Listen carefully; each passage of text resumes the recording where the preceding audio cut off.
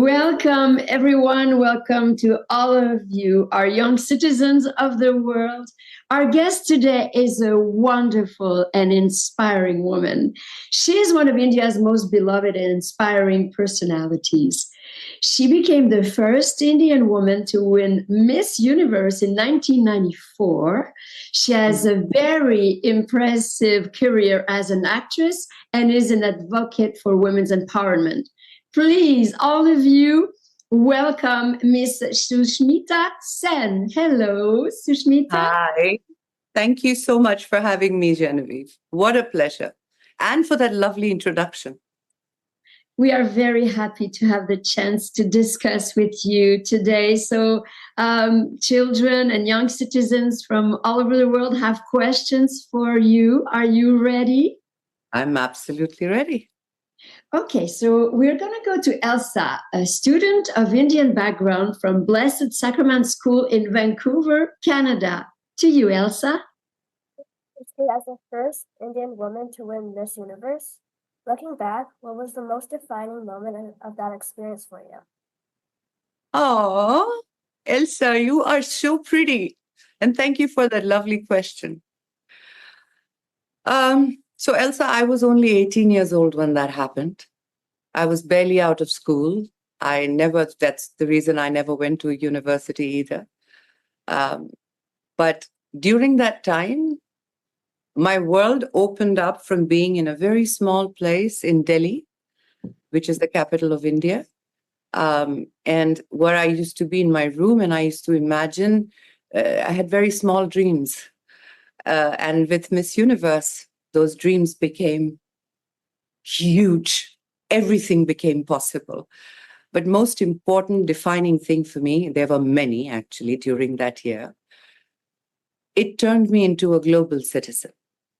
It made me look at the world differently. It showed me that we may speak different languages, we may come from different geographies, we may have different human experiences, but at its core, we belong to the world. We don't have any boundaries. That was the most defining thing that I took away from Miss Universe. I hope that answers your question, Elsa. You're so pretty. I love that smile. Look at her. She's like, oh, thank you.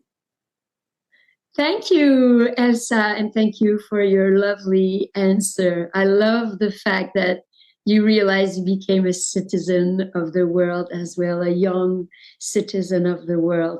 Now we are going to Tulsi Shrivastava from Washington, D.C. in America, in the USA. Hello, good morning and good evening where you are in the world. Yes. I, first of all, much love to your daughters, and I'm just a huge fan of you and just pura Bollywood. My family's from Delhi too, so it's just lovely to talk to you. Which part of Delhi? Vasant Kunj area, south. No. So I was just telling Elsa the story of my little home in Delhi. It was in Vasant Kunj. No way. This Absolutely. is It's the same exact place. And I've dressed up as you for like little everything. So pleasure to meet you. My question is, you've portrayed such strong and independent women in your films and in your series. How do you choose these roles that align with your values? Oh, very deep. Actually, I think they've kind of, how they say, real imitates real. I think the kind of person I've been and then grew to be as I continue to grow, I just think that you have to stay with the times and you have to reflect that which is relevant and progressive. And I just felt as a human being, the kind of person I was turning out to be, the kind of woman I was turning out to be, started to reflect in my choices of films and characters. And if I were to ever play not a strong woman in a film, my experience tells me those films have all bombed at the box office in a very big way. And people don't accept that because they kind of want to see the truth of who you are in the characters you play. So what a lovely question. I hope to bring more to you in the coming times, and I hope you will send me pictures next time that you dress up like me. And you have a very pretty smile. Thank you Keep so smiling. much. Thank you, my love. Thank you. And now we are coming back to Canada. In British Columbia, we have a question coming from Cloverdale Catholic School. Okay, hi. It's Michaela, and I'm part of the student leadership here at Cloverdale Catholic School. And my question for you is, what message do you have for young people who want to make a difference in the world but don't know where to start? Whoa, that is a very special question, Michaela. Very, very lovely question. The fact that there is someone like you asking that question is a step in itself. Do you realize that? One of the greatest things that I have learned is that if you have to cover a journey of many miles in a lifetime, it will always intimidate you if you don't start somewhere. So wherever you are at any given point of time, you start from there. Short goals, small steps, and you keep going towards whatever it is your heart desires. Personally, for me, darling, I have realized that the world is a very big place. It has very many great things and very many issues. The best thing to do is allow yourself to experience the world, travel a lot, meet new people. You will come to understand what your calling is.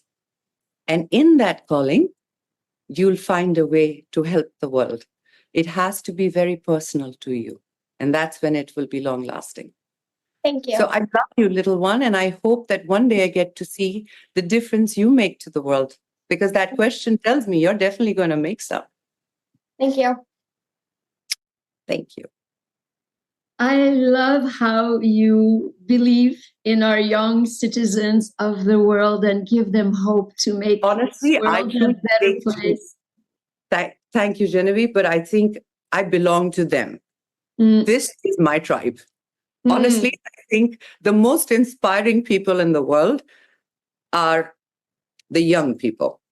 I mean, I personally come from a country where our population is the youngest in the world. We're almost 50%, 40-some percent of our population, can you imagine, is below the age of 25.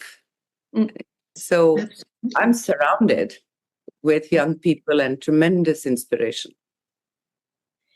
And, one of the things that are very important for us at Young Citizens of the World is to make sure the UN resolutions come forward. And I needed to speak to you about the environment, given your influential role in India. How do you navigate the overwhelming challenge of balancing economic growth with the urgent need to protect the environment, and what steps do you believe are most crucial for driving sustainable change in your country? Wow, you said it. It's definitely overwhelming. And that's exactly what I was saying earlier. Just because it is overwhelming doesn't mean that you can't take a step forward. Tiny, tiny steps. So I'm going to speak from the point of view of my country. I think currently we've beaten China where it comes to our population. We are number one populated country in the world, which brings with it actually many dimensions. The infrastructure of housing, the transportation in this country, the sustainability of socioeconomic factors. We have a huge agricultural industry in India. We have a big rural community in India. If you were to ask me what is the one thing that I keep doing, which I have been in my tiny steps, is all of this boils down to the most important thing, love. When you know better, you do better. So education is a big, big thing that in my country, I drive home. I sponsor schools. I hugely emphasize that environment and the SDG is a part of their curriculum. Because my daughter, for example, studies in an IB school, and that is a big part of her curriculum. But when you think of government schools and reaching out to that huge rural population, you cannot tell them what to do. You have to indulge them. You have to teach them. And that, in the longer run, is how I am trying to be of help. And I can see on the screen alone, lots of young people who are going to, I don't know if you guys had it in your time, or you have it in your time, because we did in our schools, where it wasn't about changing the world.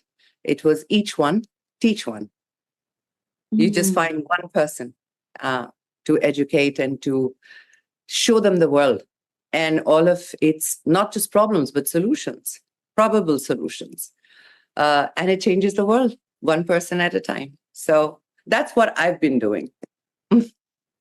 Thank you so much. Thank you for your inspiring answers and kind words. And I've been to your country twice. It's a fascinating country, and you're a fascinating woman. And I'm really happy we got to speak with you today.